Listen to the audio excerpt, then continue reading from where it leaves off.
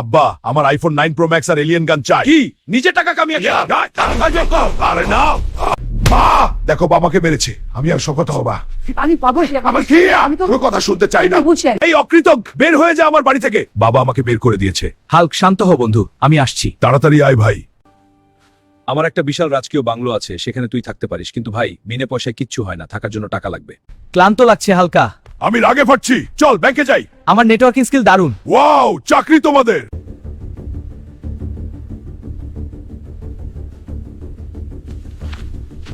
এই ফাইলটি পরীক্ষা করে দেখছি। হ্যাঁ, দয়া করে দেখুন।